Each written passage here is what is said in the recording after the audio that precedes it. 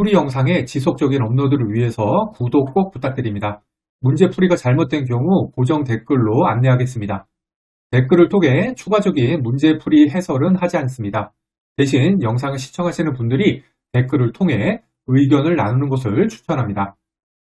고정 댓글에 기출문제 파일 다운로드 링크 있으니까 프린트해서 보세요. 1번 삼중수소의 양성자, 전자, 중성자 수와 질량수는 삼중수소 같은 경우에는 1H3죠. 따라서 양성자는 1개, 따라서 전자는 1개, 중성자는 2개로 이루어져 있습니다. 질량수는 양성자 수 1에다가 중성자 수 2 더하면 3이 되죠. 따라서 답은 1, 1, 2, 3 되겠습니다. 2번 폴로늄 210의 방사성 붕괴 반응에 대한 설명으로 맞는 것은 보기를 보시면은 붕괴하는 것은 핵력이 강한 청력을 가지기 때문이다 되어 있는데 핵력은 청력이 아니라 인력으로 핵력, 즉 인력이 콜록력, 청력보다 크기 때문에 핵이 유지가 됩니다. 2번 원자핵의 양성자에 대한 중성자의 비율이 너무 높아 에너지 상태가 불안정하여 알파 붕괴한다. 폴로늄 210 같은 경우에는 방사 붕괴 시 알파선을 방출하는 대표적인 핵종인 건 맞긴 한데요. 가벼운 원자핵 한 20 이하 정도에서는 양성자와 중성자 수가 거의 같으나 무거운 원자핵일수록 콜록력보다 핵력을 크게 하기 위해서 중성자 수가 양성자 수보다 많아지게 됩니다. 따라서 중성자 비율이 높은 것은 원자핵의 안정화를 위해서입니다. 따라서 2번도 틀렸습니다. 4번 보시죠.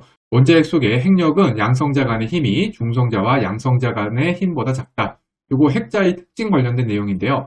하전 독립성이라는 게 있습니다. 이 하전 독립성은 P하고 N, N하고 N, P하고 P 간의 핵력이 모두 같다는 걸 의미합니다. 따라서 4번도 틀렸습니다.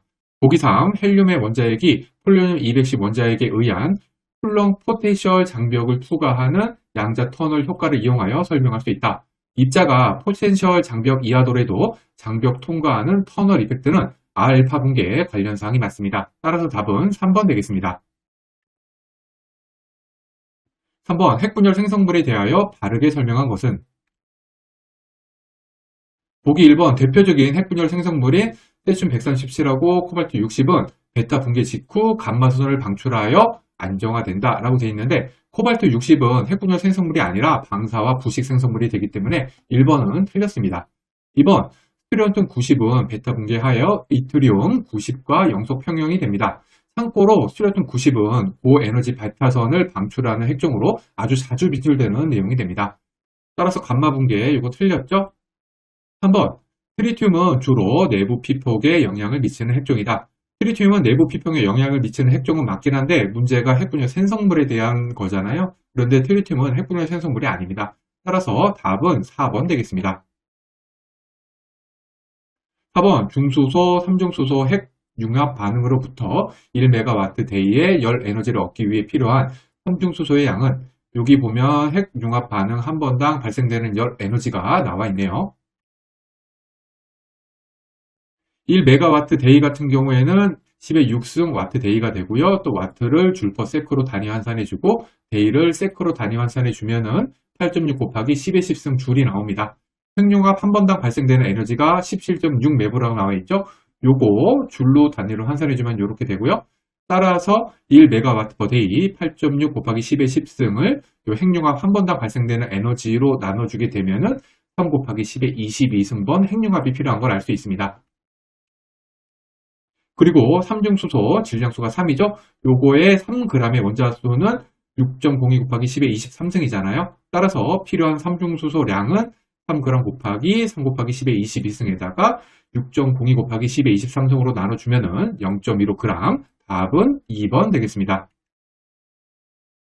5번 중성자 감속에 대한 다음 설명 중 옳은 것은 보기 2에서 페르미 연령이 작은 값을 가진 물질 내에서의 속중성자 누설이 적다 이렇게 써있죠. 속중성자 누설은 페르미 연령의 제곱에 비례를 하거든요. 따라서 페르미 연령이 작으면 속중성자 누설이 적습니다. 따라서 2번이 옳습니다. 그 다음에 이제 감속능에 대해서 좀 알아보겠습니다. 감속능, 영어로 slowing down power. 중성자가 물질을 통과하면서 잃는 에너지 크기인데요. 크사이 퍼 람다 S로 계산이 됩니다. 여기서 크사이는 대수적 에너지 감소율, 람다 S는 산람 평균 자유행정이 되고요. 따라서 1번 같은 경우에는 요거 두 개 곱한 값이다. 이건 틀렸죠? 그 다음에 감속 B를 보시면은 머더레이팅 레이쇼, 이 거시적 흡수 단면적당 감속능으로 감속능 퍼 시그마 A 이렇게 하면 됩니다. 감속능하고 감속 B 같은 경우에 이 순서는 암기사항이거든요. 감속능은 경수, 중수, 베릴륨, 그 다음에 카본. 감속 B는 중수, 카본, 베릴륨, 경수. 이 순서 암기해 두셔야 되고요. 따라서 3번, 4번은 둘 다 틀렸습니다. 6번 중성자 누설과 관련된 다음 설명 중 옳지 않은 것은 보기 3에 이론상 무한대 원자로의 버클링은 1이다.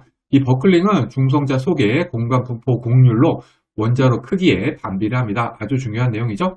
따라서 버클링이 작으면 원자로가 큰 거고요. 원자로가 크면 중성자 누설이 작아지게 됩니다. 이거 제가 잘못 썼네요. 원자로가 만일에 무한대로 크다면 버클링이 무한하게 작아져서 0의 수렴을 하게 되겠죠. 따라서 3번은 옳지가 않습니다. 7번 다음 중 핵분열 반응에 의하여 발생 가능한 반응식은 요 앞에 우라늄 92랑 중성자 요거 보면은 질량수는 두 개 합치면 236이 나오고요. 양성자 수는 92가 되겠죠. 따라서 뒤에 요거 세 개의 합이 질량수도 236, 양성자 수도 92가 돼야 됩니다. 그런데 2번이랑 3번을 보시면은 요 뒤에 게 질량수의 합이 235가 나오거든요. 149, 84, 그 다음에 2 더하거나 그러면 140, 93, 2 더하면 235. 따라서 1이 부족하기 때문에 2번이랑 3번은 답이 될 수가 없습니다. 1번하고 4번은 질량수, 양성자수 둘 다 236, 92로 답이 될 수가 있습니다. 다만 1번 같은 경우에는 이 이트리움이 원자 번호 40처럼 보이잖아요. 그런데 실제로는 39이기 때문에 1번은 틀렸습니다. 따라서 답은 4번이 되겠습니다. 조금은 좀 거시기한 문제네요. 8번 다음 중 중수로에 대한 설명으로 옳지 않은 것은 중수로의 특징 4가지 한번 살펴보겠습니다. 연소도 또는 잉여 반응도 또는 우라늄 플루토늄 함량이 작기 때문에 정상 운전 중에서도 핵연료 교체가 가능합니다. 사용의 핵연료의 분기열이 작기 때문에 건식 저장이 용이합니다. 냉각제, 감속제, 반사체로 중성자 흡수 단면적이 작은 중수를 사용합니다. 냉각제인 중수가 중성자를 흡수를 해서 삼중수소가 발생하기 때문에 이 삼중수소 제거가 중요합니다. 따라서 보기 1, 3, 4는 옳습니다. 보기 1을 보시면 경수로에 비해 열 역학적 효율이 좋다 이렇게 돼 있잖아요. 그런데 중수로는 경수로에 비해서 냉각제 출구 온도가 낮기 때문에 열 효율이 낮은 단점이 있습니다. 따라서 2번이 틀렸습니다. 9번 3.232 내부의 에너지를 가진 감마선이 정자 쌍생성 반응을 일으킬 때 발생되는 양전자 최대 운동 에너지는 전자 쌍생성은 광자, 즉 감마선이 소멸해서 양전자와 전자가 생성되는 현상이거든요. 이때 양전자랑 전자의 정지 질량 에너지는 최소 0.511 내부입니다. 이거 외워두셔야 됩니다. 전자 쌍생성에서 생성이 되는 양전자와 전자는 동일한 에너지를 갖기 때문에 먼저 3.232 매부를 2로 나눠주고요. 그 다음에 정지 에너지는 0.512를 빼주면 되거든요. 따라서 나눠주고 빼져서 나오는 1.105 매부가 양전자의 최대 운동 에너지가 됩니다. 답은 2번 되겠습니다.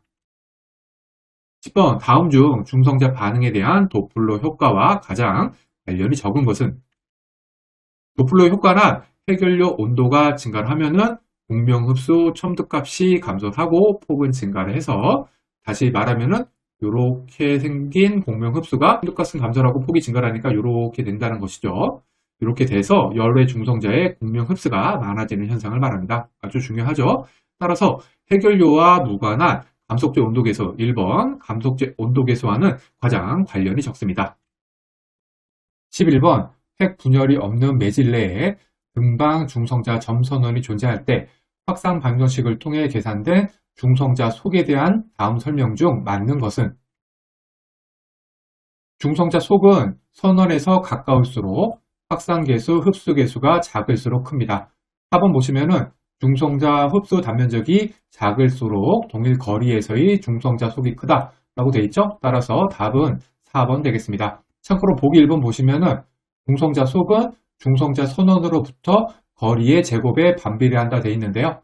이거 같은 경우에는 문제에서 등방 중성자 점선원이라고 했기 때문에 확산 면적은 9의 형태를 띠게 되겠죠.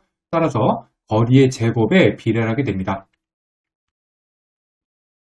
12번 농축도가 5인 UO2의 거시적 흡수 단면적은, 여기 보면 UO2의 밀도랑 각 흡수 단면적 나와 있네요. 먼저 우라늄의 밀도를 구해야 됩니다. 농축도가 5인 우라늄의 몰질량은 100 나누기 몰질량에다가 5% 농축이죠. 그래서 5 나누기 235 우라늄 235.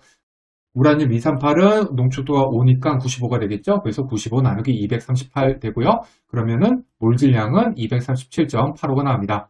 UO2의 몰질량은 이거랑 동일하게 계산해주면 되는데요. 100 나누기 몰질량 5 나누기 235에다가 O2니까 32가 되겠네요. 이거 더해준 거에다가 95 나누기 238 더하기 32가 되고요.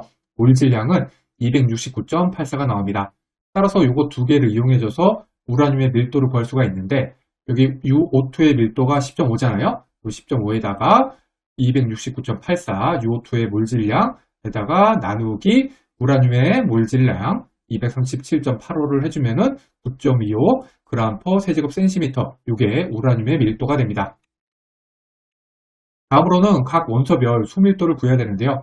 수밀도를 구하기 위해서는 농축도에다가 밀도, 거기다가 6.06 곱하기 10의 23승 나누기 질량 해주면 되거든요. 그래서 우라늄 235, 우라늄 238, O2의 각각의 수밀도를 계산을 해주면은 이렇게 나옵니다. 세 번째는 거시적 단면적을 구하면 됩니다. 거시적 단면적은 수밀도 곱하기 미시적 흡수 단면적 곱해주면 되는데요. 그러면은 우라늄 235의 거시적 단면적은 앞에서 구한 수밀도에다가 여기 보면 650 반 돼 있죠? 요거 단위 환산해줘서 곱해주면은 0.771 cm의 마이너스 1승이 되고요. U238, O2도 마찬가지로 구해주면 됩니다. 이제 드디어 UO2의 거시적 단면적을 구해줄 수 있습니다. UO2의 거시적 단면적은 우라늄 235랑 우라늄 238, O2의 거시적 단면적을 각각 더해주면 됩니다. 앞에서 구한 거 다 더해주면은 0.838 cm 마이너스 1승이 나와서 답은 2번 되겠습니다. 13번 천연 우라늄으로 된 10cm 두께의 표적물을 통과한 후 중성자 속이 표적물에 입사할 때 30%가 되었다. 천연 우라늄에 대한 중성자의 평균 자유행정 거리는, 여기 우라늄, 천연 우라늄 밀도 나와 있네요. 중성자하고 감소의 개수의 관계를 보면은 i는 i0 곱하기 exponential 마이너스 뮤 t가 되고요. 이때 뮤는 1 나누기 평균 자유행정을 해주면 됩니다. 그리고 t는 표준물의 두께, 여기서는 10cm로 돼 있죠. 따라서 i는 i0 곱하기 exponential 마이너스 10cm 나누기 평균 자유행정 해주면 됩니다. 그런데 표적물을 통과한 후 중성자 속이 30% 되었다고 돼 있잖아요. 따라서 i 나누기 i0는 0.3이 되겠죠. 그래서 0.3은 exponential 마이너스 10 나누기 MFP 평균 자유행정은 8.305cm가 나옵니다. 그래서 답은 4번 되겠습니다. 14번 모든 제어봉이 완전히 삽입된 상태에서 계측기의 개수값은 110ps를 가리키고 있다. 유효 증배 개수는 0.94로 계산이 되었다. 먼저 완전히 삽입 상태의 설명이 나와 있고요. 그 다음에는 정지 제어봉을 완전히 인출한 후 개수값은, 이때 정지 제어봉의 제어봉가는 0.032이다. 이렇게 되어 있습니다. 먼저 정지 상태의 유효 증배 개수를 구해야 됩니다. 반응도 로는 1 나누기 K 이펙티브 나누기 K 이펙티브, 이게 델타 K분의 K죠. 그리고 정지 제어봉의 제어봉가, 즉 반응도가 0.032이기 때문에 로 0.032는 1 나누기 K 이펙티브 나누기 K 이펙티브, 따라서 정지 상태의 K 이펙티브는 0.968992가 나옵니다.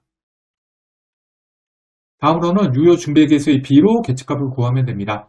먼저 완전히 삽입 상태는 100이었고 완전히 인출 상태의 제어값 구하고자 하는 거죠. 그거 X로 넣으면은 100 나누기 X가 되고요. 그 다음에 완전히 삽입 상태 유효 증배계수 0.94니까 1 나누기 0.94, 그 다음에 1 빼기 앞에서 구한 값 여기 써주면은 X는 193.50ps가 나와서 답은 2번 되겠습니다. 15번 정상 운전 중 원자로의 해결력 온도가 50도씨 감소할 때 50초 주기로 원자로의 출력이 증가하는 경우 투입된 반응도는 람다랑 LP랑 베타 주어져 있네요. 반응도로 원자로 주기 구하는 공식은 암기사항이죠. 주기와 반응도의 관계식은 T는 람다 로 분의 베타 마이너스 로 요거 이렇게 식이 변환이 되고요. 다시 이렇게 변환이 돼서 베타 0.007 있죠?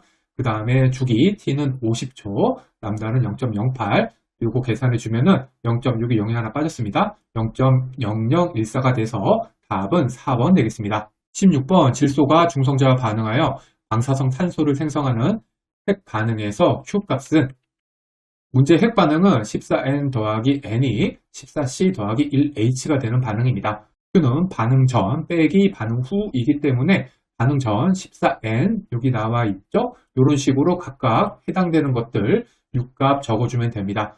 이거 빼기 요거는 0.000672U가 나오고 여기 보면 1U는 931.5매부 돼 있죠? 이거 환산해주면 0.626 매부가 나옵니다. 이때 반응 시 양성자 P는 수소의 원자핵 1H로 해야 되는 것에 주의하시기 바랍니다. 답은 3번 되겠습니다.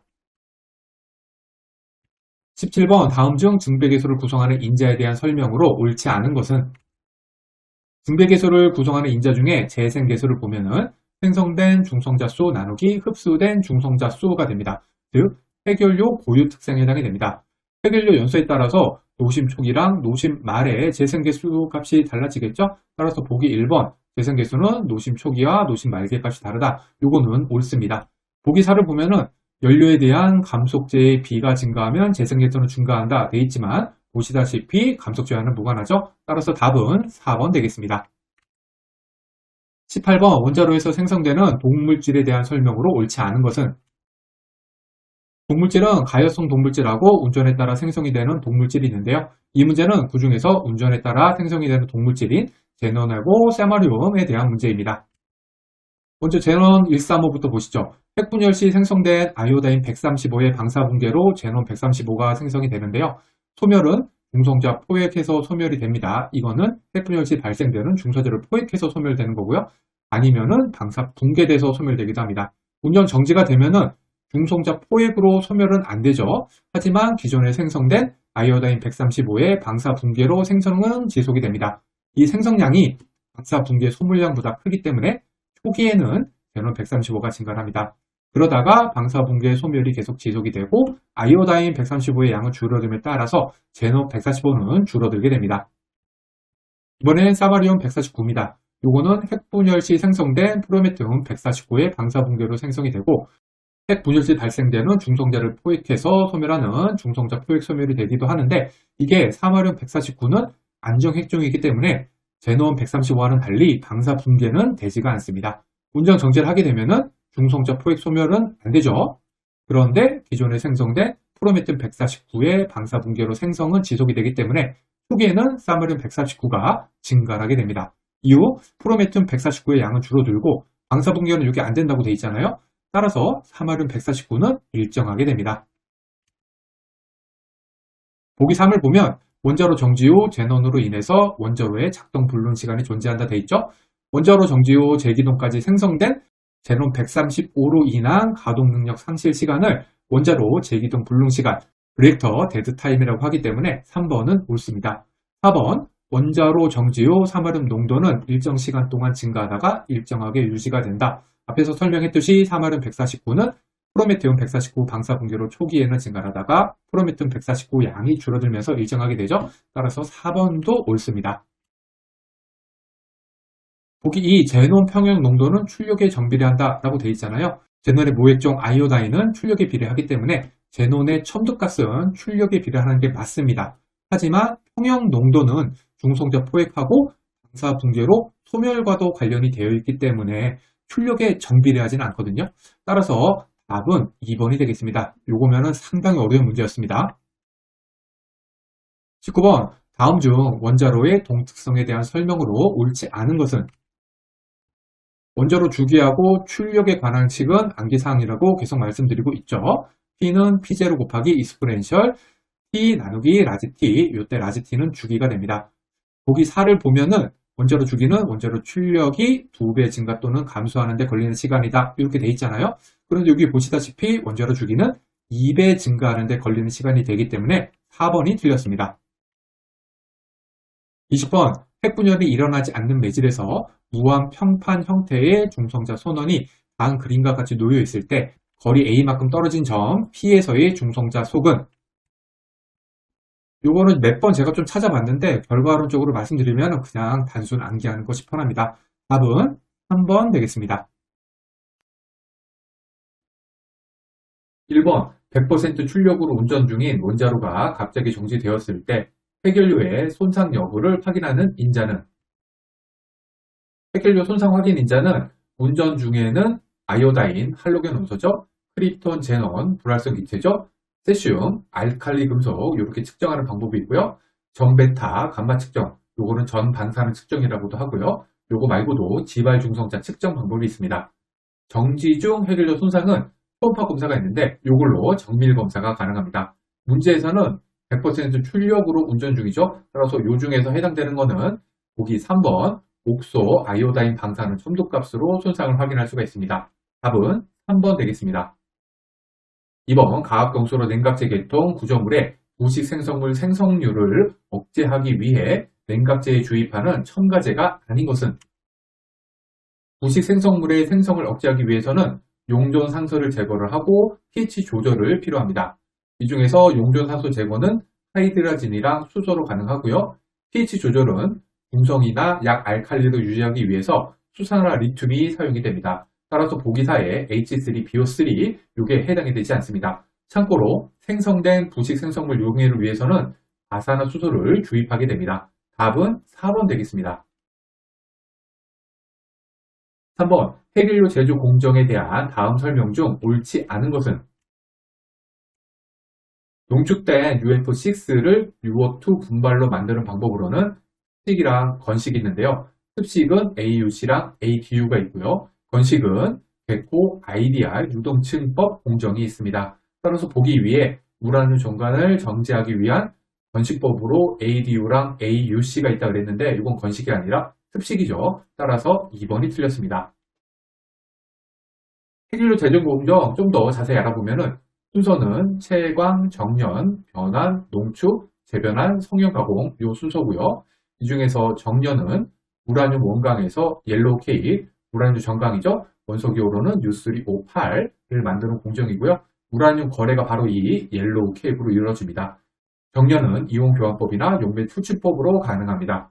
변환은 옐로우 케이크를 수소 불소화를 통해서 UF4, 이거 그린 솔트라고 부릅니다. 그 다음에 불소화를 통해서 다시 UF6를 만드는 공정이고요. 농축은 기체 확산법, 원심 분리법, 레이저법, 화학교환법, 노즐법 등이 있는데요. 기체 확산법은 운동 속도 차이를 이용을 하고 분리 개수가 작고 캐스케이드를 많이 소요하고 전력 소모가 많고 대량의 냉각수가 필요한 방법. 원심 분리법은 북한에서 쓰는 건데요. 분리 개수가 크고 저전력, 캐스케이드 적게 소요. 레이저법은 원자 흡수 스펙트럼 차이를 이용한 방법이고요. 화교환법이랑 노즐법은 장치가 간단하다는 특징이 있습니다. 마지막으로 재변하는 방법 살펴본 거죠. 농축된 UF6를 UO2 분발로 만드는 걸로 습식이랑 건식 공정이 있습니다.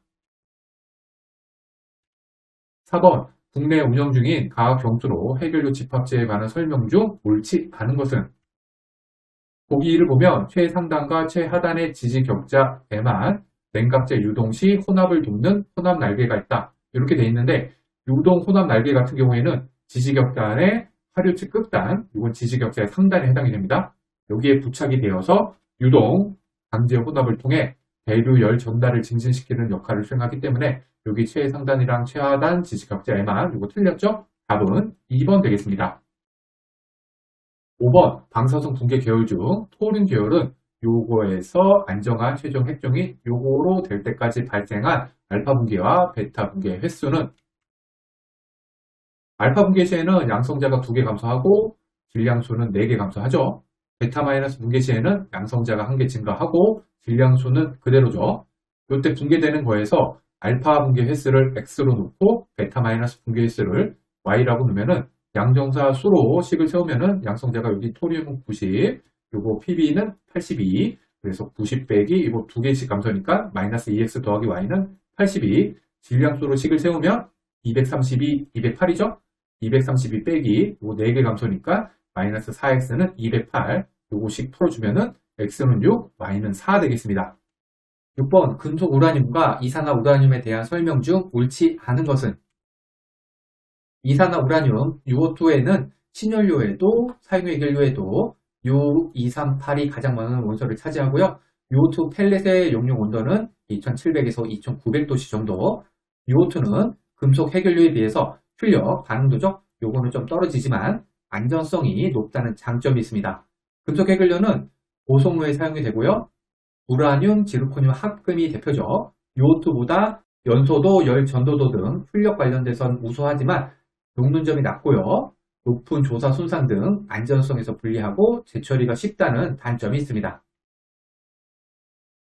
보기 4에서 이산화 우라늄은 실온에서 깨지기 쉽고 파괴 강도는 기공도와 결정립이 적을수록 크다. 이렇게 돼 있는데 여기서 파괴 강도는 파괴가 되는 강도로 입자가 클수록 적은 강도로도 파괴가 되므로 작아집니다. 여기서 결정립이 적을수록 크다. 결정립이 클수록 작으니까 이게 같은 거죠. 그래서 보기 4는 맞습니다. 보기 1 같은 경우에는 융점이 2850도 돼 있죠. 금속 우라늄은 녹는 점이 낮은 특성을 지닙니다. 융점 2850도는 이산화 우라늄의 특징으로 보기 1이 틀렸습니다. 답은 1번 되겠습니다. 여기 제가 UO2, 세라믹 해결료, UC, 금속 해결료, 각각 물성이나 녹는 점, 제철이나 노형 특징 정리해 두었으니까 이거 한번 보시기 바랍니다. 7번 국내 경수로 원전의 손해 사용 후 해결료 저장조에 대한 유효 증배 계수 제한치는 사용후 해결료 저장조의 유효 증배 계수 K200TV는 0.95보다 작아야 됩니다. 이거 그냥 단순 암기사항이고요. 답은 2번 되겠습니다. 8번 가학 경수로형 원전의 해결료 소결체 제작 공정과 출력 운전 중 1차 냉각제의 화학적인 조건을 각각 나열한 것은 우라늄 소결체는 우라늄 산화분 분말을 압축 성형하여 얻은 성형체를 환원성 기체 조건에서 소결하여 제조합니다. 따라서 이거는 환원성이고요. 용존 수소로 원자로 냉각제를 환원 상태로 유지하여 개통 부식을 최소화해야 되기 때문에 이것도 환원성. 따라서 답은 4번 환원성 4번 되겠습니다. 9번 원자력 발전소 정상 운전 중 해결료, 펠렛, 피복제 상호작용에 의한 해결료 손상을 억제하는 방안 중 옳지 않은 것은 PCI를 보면은 순서가 먼저 출력이 증가하게 되면은 핵분열 생성물이 축적이 되고 그 다음에 크리프 변형으로 펠렛이 팽창을 하고 프레틴 현상으로 피복제의 내경이 감소합니다. 여기 펠렛이 이렇게 있고 피복제가 이걸 감싸고 있다고 했을 때 펠렛이 팽창하고 피복제가 감소를 하면은 이 두 개가 결국에는 맞닿게 되잖아요. 이게 바로 PCI, 해결료 펠렛, 피복제 상호작용, 펠렛 클래딩 인터랙션이 발생하게 되는 겁니다. 여기 발생하게 되면은 인자 능력이 증가를 하고 분열성 기체의 아이오다인하고 반응을 해서 응력, 부식 균열이 생기게 됩니다. 보기 3에 선출력 밀도 증가, 이게 바로 출력 증가를 의미하죠. 출력 증가를 하게 되면은 PCI를 가속시키게 됩니다. 답은 3번 되겠습니다. 10번 가학 경수로 사용의 해결료를 화학적으로 제체를 하여 플루토늄과 우라늄으로 분류한 후 혼합하여 제작한 계량형 연료는 일단 보기 1이랑 보기 2의 템플렉스하고 두픽은 대표적인 중수로 해결료입니다. 템플렉스는 계량된 해결료로 5% 이상으로 운전 여유도를 향상시킨 거고요. 두픽은 경수로 해결료를 재처리해서 중소로 해결료로 사용하는 것입니다. 보기 4의 목수 연료는 배처리에서 회수된 산화 플루토늄과 천연 우라늄 또는 배처리에서 함께 회수된 감선 우라늄을 섞어서 만든 연료이고요. 보기 3의 텐던 연료는 플루토늄하고 우라늄을 분리하지 않고 혼합 산화물 상태로 회수하는 습식 재처리 공정으로 제작이 됩니다. 이거 솔직히 상당히 애매한 문제인데요. 보기 4의 목수 연료는 플루토늄 따로 우라늄 따로 분리해서 만드는 것이고 보기 3의 텐덤 연료는 플루토늄하고 우라늄이 섞인 혼합물로 분류를 한 다음에 만드는 것이라는 의미면은 정답이 3번이 맞습니다. 즉 문제가 만일에 여기서 플루토늄과 우라늄으로 분류 후 이게 플루토늄이랑 우라늄을 묶어서 분류한다는 의미여야지 정답이 3번이고요. 만일에 플루토늄 따로 우라늄 따로라면은 3번이 사실은 답이 될 수 없습니다. 하지만 이 문제에서 답은 3번으로 나와 있습니다. 애초에 텐덤 연료가 보편적으로 시험에 출제되지 않는 연료이기 때문에 대부분 보기사 목소 연료를 정답으로 선택했을 것 같습니다. 그냥 목소 연료 같은 경우에는 정수로 사용의 해결료에서 습식 재처리로 추출한 플루토늄하고 우라늄을 가공하여 만든 해결료로 정수로에서 사용된다. 이 부분만 암기로 우선 체크해 두셔야겠습니다. 11번 가경소로형 원전 소화 관리 기술 중 전휘발성 처리에 관한 설명 중 옳지 않은 것은 전휘발성 처리는 휘발성 물질로 원전 2차 측의 pH를 조절하는 방법입니다. 보기 1에서 수산화 리튬으로 pH를 조절한다 되어 있는데 수산화 리튬은 1차 측 pH 조절 방법이기 때문에 보기 1은 틀렸고요. 참고로 말해서 2차 측 pH는 NH4OH로 제어를 하고 하이드라진은 1차랑 2차 모두 용존산소를 제거합니다. 따라서 답은 1번 되겠습니다. 2번 붕소 중성자 포획 치료 BNCT를 이용한 암 환자 치료에 관한 설명으로 옳지 않은 것은 BNCT는 붕소 약물을 환자에게 주입한 다음에 낮은 에너지의 중성자를 세게 해서 암세포를 사멸시키는 치료법입니다. 주입된 붕소하고 중성자가 반응을 해서 핵 분열이 발생을 하게 되면 고에너지 알파 입자랑 리튬 핵이 생성이 되고 이게 암세포를 파괴합니다. 보기 3에서 고에너지 베릴륨이 생성된다 이렇게 되어 있는데 중성자와 반응을 하면은 베릴륨이 아니라 리튬이 생성이 되기 때문에 보기 3이 틀렸습니다. 답은 3번 되겠습니다. 13번 어떤 방사성 핵종 10의 5승 베크렐이 용존 상태로 존재하는 액체 폐기물 1리터를 새 이온 교환 수지 10g이 장착된 탈연기로 처리하였다. 처리 후 이온 교환 수지의 총 방사능이 6 곱하기 10의 4승 베크렐일 때 해당 탈연기의 제염계수는 얼마인가? 제염계수는 제염 전 방사능 나누기 제염 후 방사능으로 계산이 됩니다. 처리 후 이온 교환 수지의 총 방사능은 제거된 방사능이 되겠죠? 또 제거된 방사능이 여기 나와 있죠? 6 곱하기 10의 4승 베크렐이 됩니다.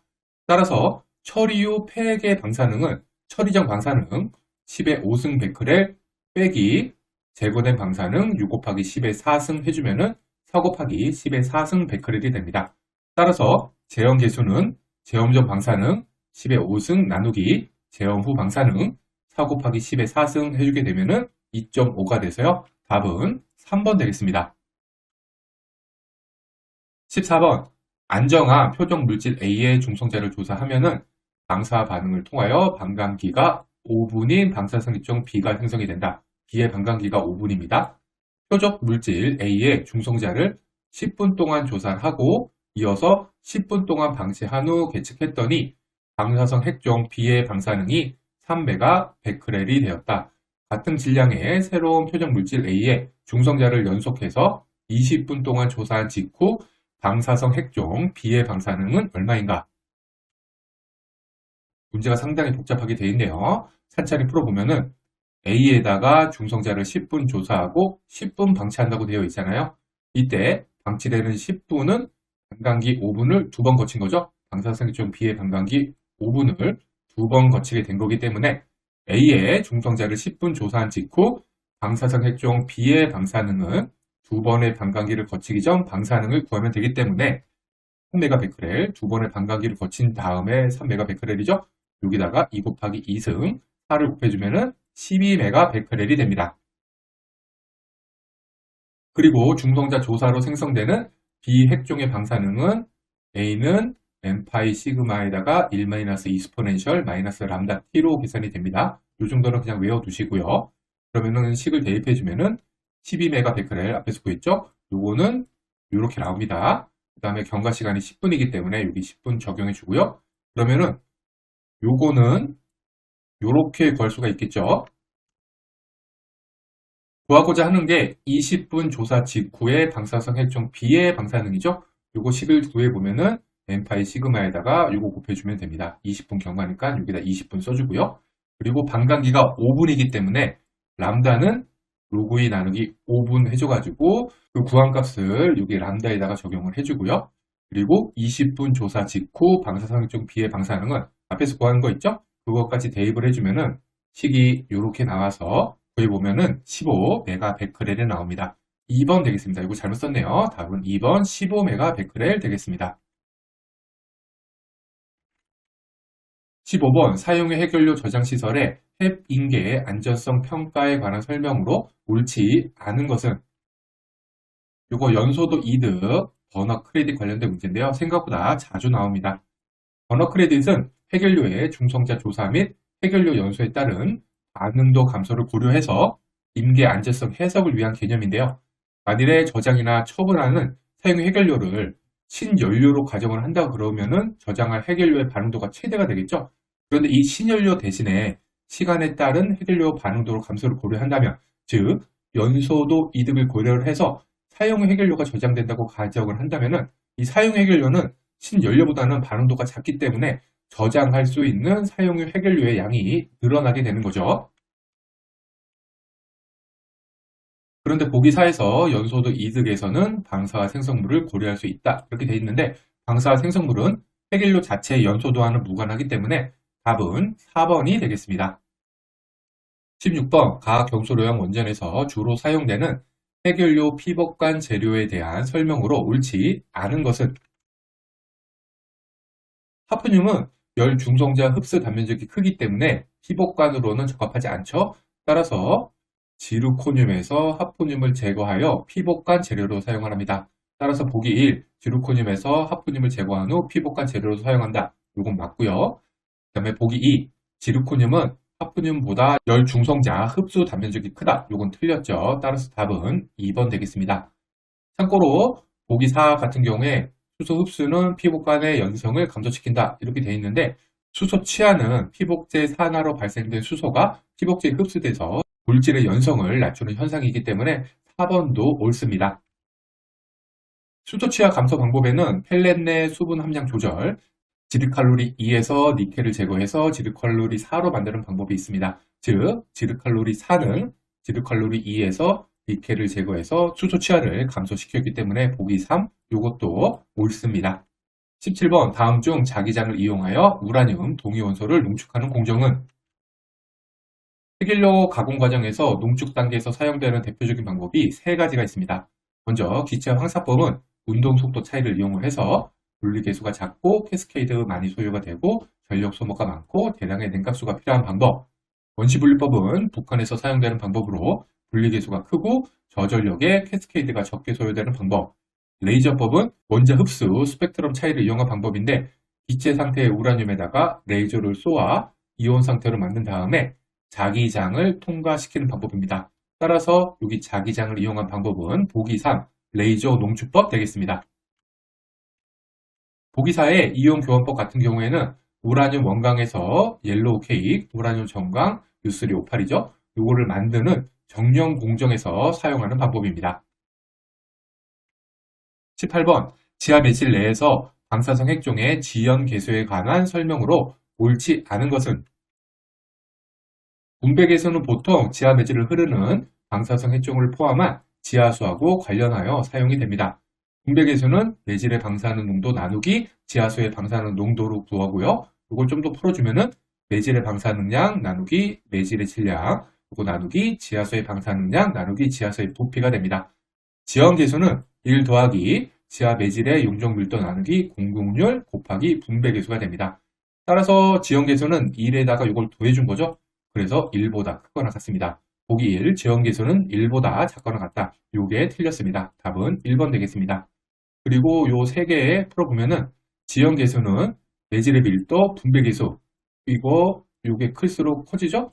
그리고 다공도, 이거 다공도는 공급률이잖아요. 공급률이 클수록 감소하게 되죠? 19번 퓨렉스 공정의 용매 추출 과정에 대한 설명으로 옳지 않은 것은, 퓨렉스는 대표적인 습식 재처리 방법으로 플루토늄을 단독으로 분리할 수가 있어서 핵 확산의 우려가 큰 공정입니다. 퓨렉스는 용매로 PBP를 이용하는 이온 교환 방법을 사용을 하는데요. 해결료를 질산 수용액에 일단 녹인 다음에 이 TBP를 넣어주게 되면은 요 유기 용매에 우라늄하고 플루토늄이 이동을 하게 되고요. 그 다음에 환원제를 이용해서 플루토늄을 환원시켜서 질산 수용액으로 추출함으로써 플루토늄만 단독으로 분리시킬 수가 있습니다. 따라서 보기 2, 플루토늄은 산화된다. 이게 틀렸습니다. 답은 2번 되겠습니다. 20번 과학 경수로용 원전 1차 냉각제의 삼중수소 재고량을 저감하기 위한 방법으로 옳지 않은 것은 1차 계통의 pH는 수산화 리튬으로 중성이나 약알칼리로 유지를 시킵니다. 보기사에서 붕소가 농축된 붕산을 반응도 조절제로 사용한다. 이렇게 돼 있잖아요. 이게 붕산 같은 경우에는 중성자 흡수를 통해서 반응도 제어, 즉 출력 제어하는 거는 맞습니다. 그래서 이거 맞는 걸로 생각할 수 있지만 우리 문제에서는 삼중수소 재고량 저감이잖아요. 그런데 이거는 삼중수소 저감을 위한 방법은 아니거든요. 따라서 4번이 틀렸습니다. 답은 4번 되겠습니다. 1번 열유체와 관련된 용어 설명 중 옳지 않은 것은 보기 3의 등적 과정에 대해서 설명이 개의 압력이 일정하게 유지되는 조건에서 상태 변화가 일어나는 과정 이렇게 써 있는데 등적 과정은 말 그대로 부피, 적이 일정한 과정이겠죠? 따라서 3번이 틀렸습니다. 그리고 압력이 일정한 조건은 등압 조건에 해당이 되겠네요. 답은 3번 되겠습니다. 2번 다음 그림은 과학 경수로용 원자력 발전소의 이론적인 TS 선도이다. 다음 TS 선도 각 구간에 해당되는 발전소 기기의 명칭이 옳지 않은 것은 너무너무 중요한 랭키 사이클 문제죠. 순서는 펌프, SG, 고압터빈, 가열기, 저압터빈, 복수기 해서 PST, HTC 이렇게 외워두시면 좋고요. 암기 포인트는 하단의 제일 긴 구간 4에서 5 가는 이 구간이 복수기다. 요거 알아두셔야 되고 이 구간에서 가장 큰 효율의 손실이 발생하게 됩니다. 그리고 랭키 사이클은 시계 방향으로 순환한다. 이렇게 외워두시고요. 랭키 사이클에서 S하고 T가 있죠. 여기 보면 펌프 같은 경우에는 S는 그대로 T는 증가하는 구간 이런 식으로 요거 전부 다 암기해 두셔야 됩니다. 자 보시면 2에서 3 구간은 S하고 T가 둘 다 증가하는 구간이잖아요. 그래서 앞선 표를 보면은 이게 가열기 구간인 걸 알 수가 있고요. 저압 터빈은 앞에서 S는 그대로 T는 감소하는 단계잖아요. 바로 3에서 4 구간이 되겠죠. 답은 2번 2에서 3 저압 터빈 요거 아니라 가열기죠. 답은 2번 되겠습니다. 3번 점성 유체의 층류와 난류를 구분하기 위한 레이놀드 수는 아래와 같다. 비중 0.9, 돔 정성 계수가 5.45 곱하기 10의 마이너스 5승인 유체가 지름 15cm인 원형 배관속을 0.6m/s를 흐르고 있을 때 이 유체 흐름의 특성은 레이놀드 수는 관성력 나누기 점성력, 이 점성력은 마찰력이랑 같죠? 요거 식은 로 VD 나누기 뮤가 되고요. 풀어주면 유체 밀도 곱하기 요속 곱하기 관직격 나누기 점성 계수가 되고 계산대 값이 2300보다 작으면 층류, 2300에서 4000이면 트랜지션 플로우, 4000보다 크면은 난류가 되겠습니다. 계산해 주면은 0.9 곱하기 0.6 곱하기 0.2로 나누기 이렇게 해주면은 1486 나와서 2300보다 작죠? 층류, 답은 1번 되겠습니다. 4번 원자력 용기의 기능으로 옳지 않은 것은 원자력 용기의 기능은 출력, 생산 영역 제공, 원자로 냉각제 개통, 압력 경계 형성, 물리적 방벽 형성, 원자로 냉각제 하중 흡수가 있습니다. 보기사에 노외 핵계측 장비 수용 이렇게 되어 있는데 노외 계측 장비는 원자로 용기에서 누설이 되니까 바깥쪽이네요. 축 방향 중성자 속을 감시해서 원자로 출력 측정하는 목적이기 때문에 원자로 용기 기능에 해당이 되지 않습니다. 답은 4번 되겠습니다. 5번 증기 발생기 수입 팽창, 스웰리 형상이 일어날 수 있는 경우가 아닌 것은 수위 증가, 스웰링의 원인은 터빈 출력 증가, 2차 측 밸브, 주증기 암전 밸브나 증기 덤프 밸브, 요거 열림, 그 다음에 주증기 소형 파단이 있고요. SG 수위 증가, 스웰링의 결과는 요거는 원인인데 요거는 결과입니다. 결과는 SG 압력 감소, 증기 유량 증가가 있겠습니다. 보기 1에서 주증기 격리 밸브 닫힘 이렇게 되어 있는데 이거 닫힘이 아니라 주증기 격리 밸브 열림, 여기 열림이죠. 열림이 스웨일링의 원인이 되기 때문에 1번이 틀렸습니다. 답은 1번 되겠습니다. 6번 직경이 8.6mm인 어떤 핵 연료병의 표면 온도가 349도C, 냉각제 온도가 299도C이다. 이때 핵 연료병의 선형 출력은 여기 열 전달 계수가 나와 있네요. 선형 출력 계산 문제는 최근 들어서 자주 출제가 되고 있는 문제입니다. 이거 꼭 암기하시기를 권해드리고요.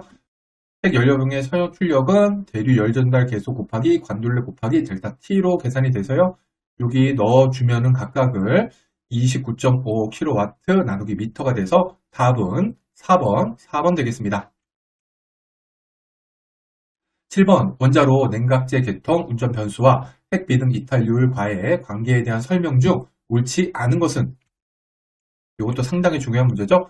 DNBR은 임계 연료속 나누기 평균 연료속 곱하기 P 플러스 핫 채널 팩터 이렇게 해주게 되는데요. 이게 만약 1이 되면은 핵 비등 이탈이 시작을 하게 됩니다. 그리고 DNBR은 1.3보다 크도록 해야 됩니다. 이 DNBR을 증가시키는 방법은, 즉 핵 비등 이탈, 운전 여유도를 증가시키는 방법은 4가지 정도가 있는데요. 첫 번째는 실제 열 유속을 감소시킨다, 즉 출력을 감소시킨다. 두 번째는 출력을 균일하게 한다. 세 번째는 막비등을 방지한다. 요거는 냉각제 압력을 증가시킨다, 감속조 수위를 감소시킨다, 냉각제 온도를 감소시킨다. 다 같은 표현이고요. 네 번째는 열 전달률을 증가시킨다. 요거는 냉각제 유량을 증가시킨다랑 같습니다. 따라서 만일에 증기 발생기 전열관이 막히게 되면은 냉각제 온도가 증가하게 되죠. 요거는 DNBR을 감소시키는 요인이 됩니다. 보기 1에서 반경 방향 첨두계수 증가 시 핵 비등 이탈률이 증가한다. 이렇게 되어 있는데 첨두계수가 증가하게 되면은 열 유속이 증가하게 되잖아요. 이렇게 되면 당연히 핵 비등 이탈률이 감소하게 되죠. 틀렸죠? 답은 1번 되겠습니다. 8번 원자로 용기에 가압 열충격 PTS를 유발할 수 있는 경우가 아닌 것은? 가압 열충격은 온도 감소에 따른 급격한 압력 변화로 인한 충격입니다. 보기 3의 경락건물 살수개통 동작. 경락건물 살수개통 동작은 설계 기준 사고 시 경락건물 내의 압력, 온도, 입자 제고가 목적이 되기 때문에 가압 열충격과는 무관하죠. 따라서 답은 3번 되겠습니다. 9번 노심 상부 출력이 0.52, 노심 하부 출력이 0.48일 경우에 이 노심의 축방향 출력 편차는 얼마인가? 축방향 출력 편차는 PB 빼기 PT 나누기 PB 더하기 PT로 계산이 됩니다. 이때 PT는 상부 출력, PB는 하부 출력이 됩니다. 따라서 축방향 출력 편차는 계산해주면 마이너스 0.04가 나와서 답은 1번 되겠습니다. 요거는 자주 기출되는 유형의 문제는 아닙니다. 10번 발전소 보호계통의 구성계통이 아닌 것은? 발전소 보호계통은 엔트리 프레스 감시나 설정치 초과 시에 원자로 트립이 목적인 계통이 됩니다. 사고 시 제어를 낙하시키는 원자로 정지 계통, 발전 주의 계통, 제순환 냉각제 계통으로 구성된 비상 노심 냉각 계통과는 구분되는 점 기억해야 됩니다. 발전소 보호 계통 같은 경우에는 원자로 보호 계통, RPS, 다중 보호 계통, DPS, 공학적 안전설비 작동 계통, ES, FAS 등이 있습니다. 따라서 답은 2번 터빈 보호 계통, 요거 해당이 안 되죠? 답은 2번 되겠습니다. 11번 가압 경소로형 발전소의 원자로 냉각제 계통 누설에 대한 설명 중 옳지 않은 것은? 냉각제 누설에는 압력 경계 누설하고 압력 경계가 아닌 누설로 구분이 되는데 이 중에서 압력 경계 누설은 허용되지가 않습니다. 압력 경계가 아닌 누설은 다시 확인이 가능한 확인 누설하고 확인이 안 되는 비확인 누설로 나눌 수 있고요. 그 중에서 비확인 누설은 확인 누설과 제어 누설을 제외한 모든 누설이 해당이 됩니다. 그리고 제어 누설은 RCP, 밀봉장치, 밀봉수, 유출 유량 누설이 있습니다. 보기 2에서 미확인 누설은 확인 누설과 압력 경계 누설을 제외한 누설 이렇게 되어 있는데 그게 아니라 확인 누설과 제어 누설을 제외한 모든 누설이죠. 따라서 2번이 틀렸습니다.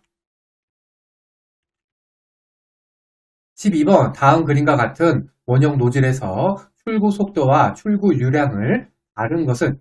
여기 보면 중력 가속도, 물의 밀도, 원주율, 출구 속도, 출구 유량은 각각 소수점 3자리까지 반올림해서 계산하시오 되어 있네요. 간단한 유체역학 문제죠. 유속은 루트 2gh 계산해주면 17.15가 나오고요. 유량은 단면적 곱하기 유속 곱하기 밀도가 돼서 단면적은 파이R 제곱, 그러니까 여기서 보면 0.1의 제곱이 되겠네요. 거기다가 앞서 구한 요소 곱해주고 밀도 1000kW, 미터 세제곱 적용해주면은 538.51 kg/s가 나와서 답은 4번 되겠습니다. 13번 가압 경소령 원자력 발전소의 가압기 기능으로 옳지 않은 것은 가압기는 원자로 냉각체 개통 압력이 설계치 이상으로 상승하는 것을 방지하는 과압 방지 역할을 합니다. 보기 2에서 원자로 냉각체 압력이 설계치 미만으로 감소하는 것을 방지. 이거 틀렸죠? 답은 2번 되겠습니다. 추가적으로 가압기 관련 암기사항은 다음과 같습니다. 가압기의 액체 영역은 고온관 서지 라인에 붙어 있고 증기 영역은 저온관 분무 노즐에 연결이 되어 있습니다. 가압기 내부는 물하고 포화 증기가 공존하는데요. 참고로 가압기랑 스팀 제너레이터의 증기가 포화 증기가 됩니다. 정상 운전 시 압력 신호로 비례 전열기랑 분무 노즐을 작동하여 압력을 제어하고요.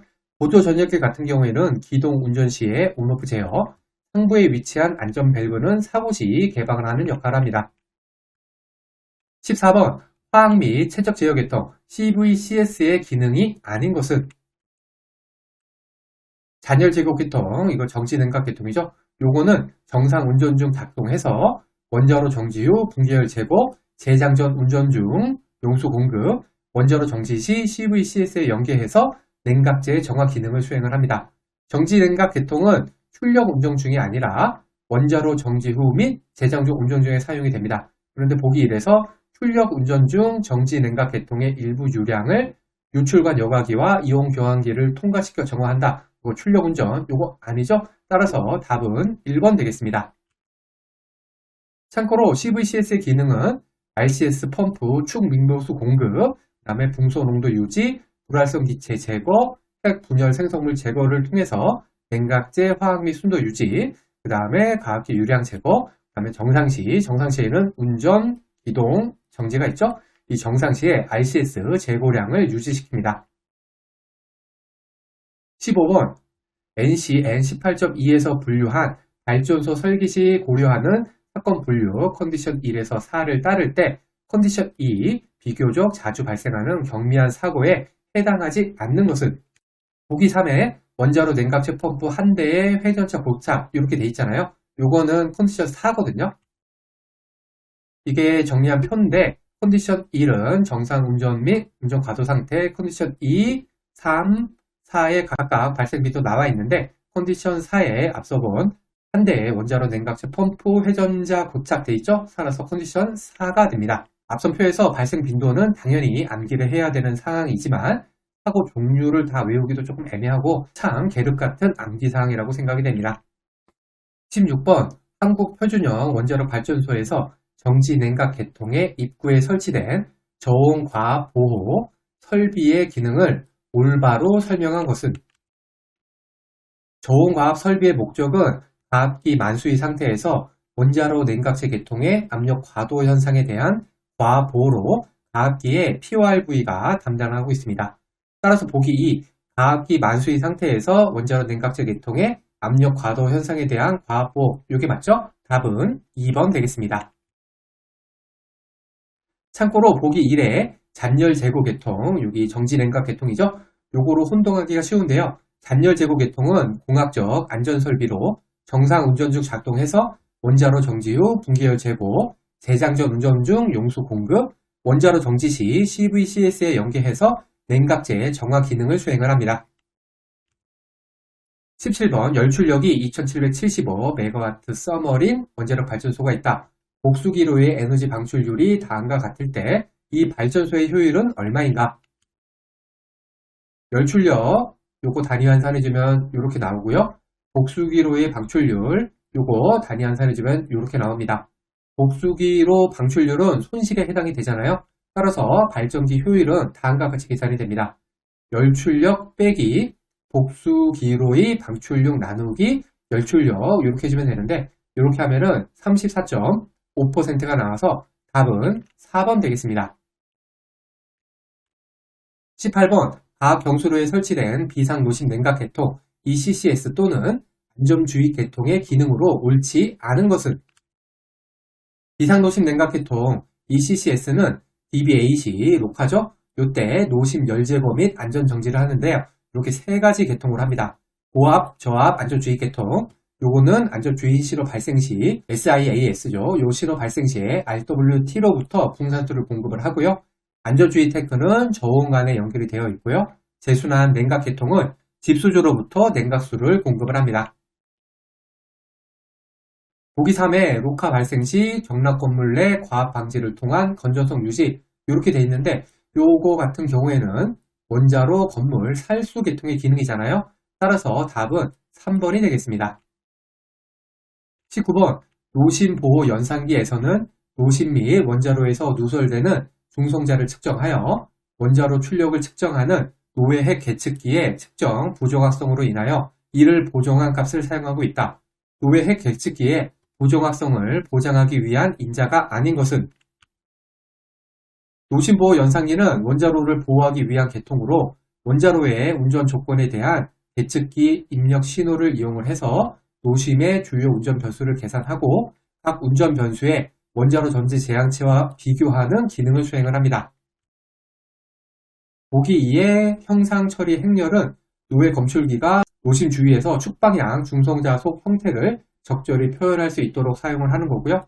보기 1과 3의 그림자 개수는 출력 분포 보정을 위해서 사용하는 거고요. 기포 개수 같은 경우에는 기포가 증가하면 감속체 밀도가 감소를 하게 되고 그러면 부반응도 효과를 보이게 되는 것을 나타내는 것이기 때문에 노외 핵 계측기와는 무관해서 답은 4번 되겠습니다.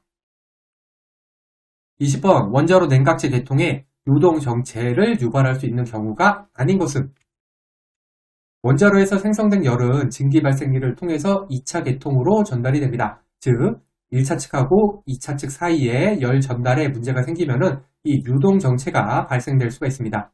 낮은 열 생성, 열 제거원의 비대칭 등 열원의 문제 또는 열을 전달하는 냉각제의 제고량 상실은 직접적인 유동 정체를 유발할 수 있긴 하지만 보기 3의 원자로 냉각제 계통의 압력 감소, 이 압력 감소 같은 경우에는 직접적인 유발 요인은 될 수가 없기 때문에 답은 3번 되겠습니다.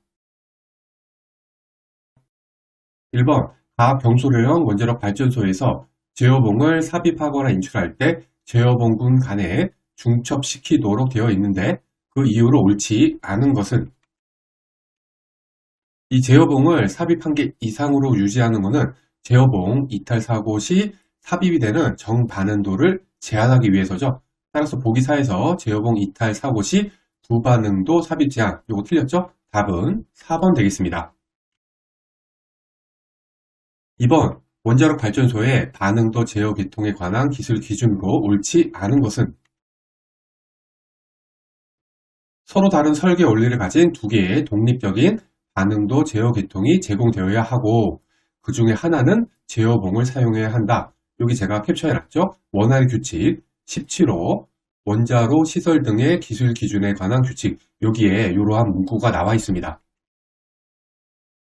즉 제어봉을 사용해야지만 되기 때문에 제어봉이 작동하지 않아도 제어가 가능하다는 보기사 보면은 제어봉에 의한 제어 계통은 운전 중에 어떠한 하나의 제어봉이 고착된 경우에도 반응도를 제어할 수 있다. 이렇게 되어 있는데 이건 옳지 않죠? 답은 4번 되겠습니다.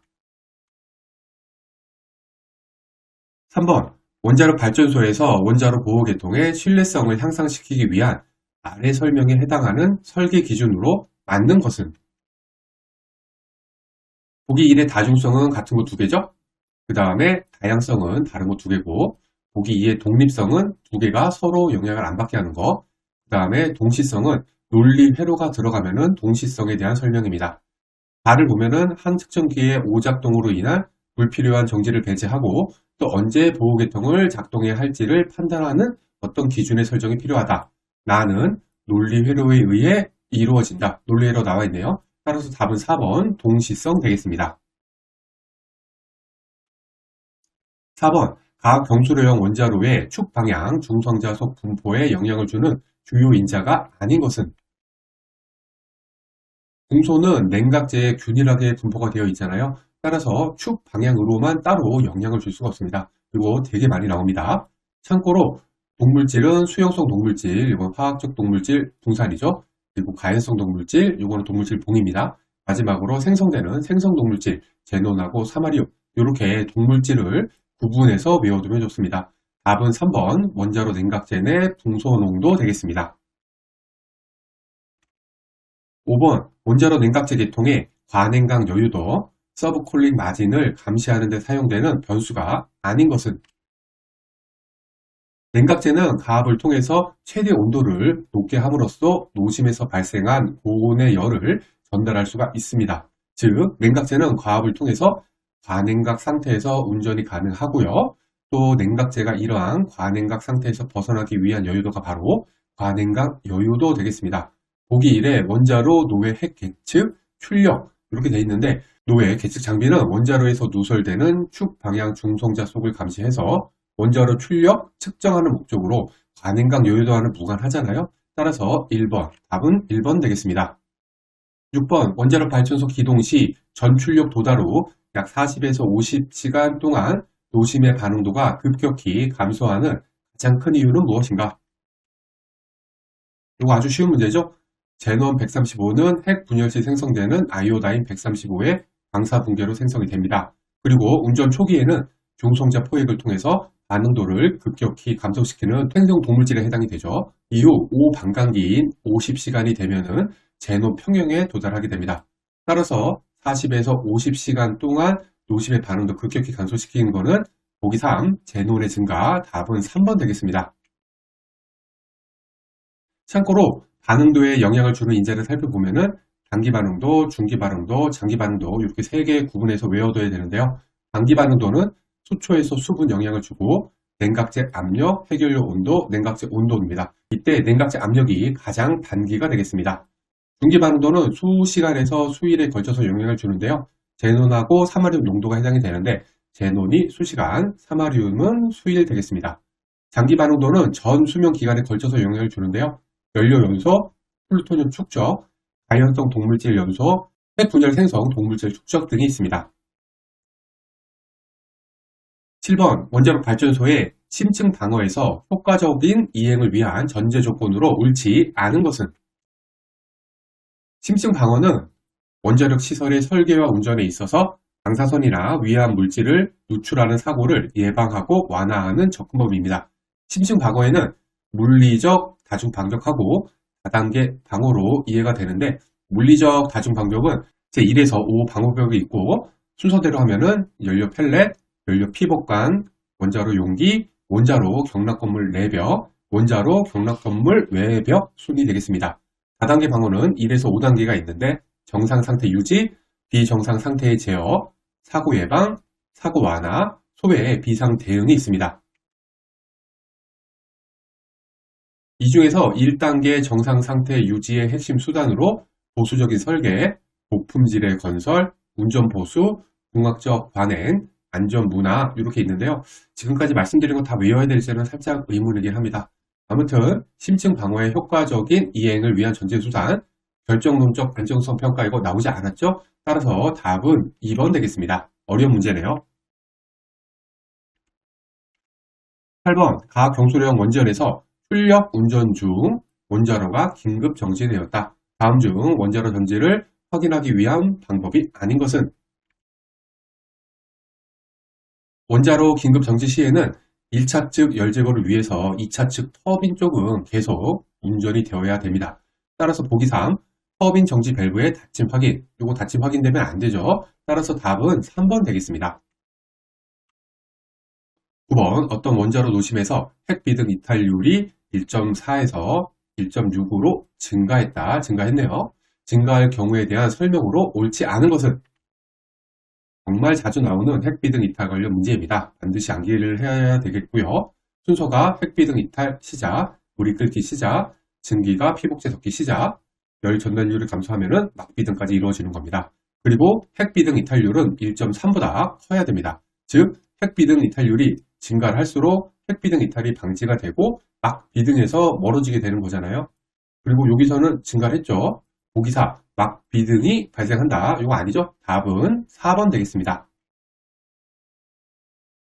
10번 발전소 최대 가상 사고 시 원자로를 보호하고 방사능으로부터 종사자와 공중 보호를 위한 공학적 안전 설비의 기능으로 옳지 않은 것은 보기 1을 보시면 사고 시 에너지 방출 최대화로 사고를 완화한다 이렇게 되어 있는데 사고 시에는 핵 분열로 인한 에너지 방출을 억제해야겠죠? 당연히 답은 1번 되겠습니다. 1번이 틀렸습니다. 참고로 공학적 안전 설비에는 비상노심 냉각 계통, 잔열 제거 계통, 경람 용기 계통, 보조 부스 계통, 주 제어실 거주성 계통이 있습니다. 요거 계통명, 요거는 필수 암기사항 되겠습니다. 답은 1번입니다.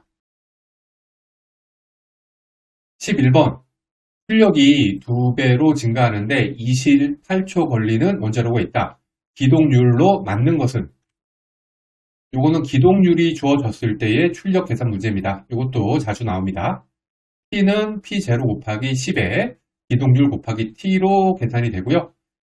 출력이 2배 증가했잖아요. 따라서 P 나누기 P0가 2가 되는 거죠. 요 2는 10에 기동률 곱하기 28초, 기동률 SUR 곱해주면은 0.0107로 DPS, 그 DPS 단위를 DPM으로 환산해주면은 0.645가 나와서 답은 2번 되겠습니다.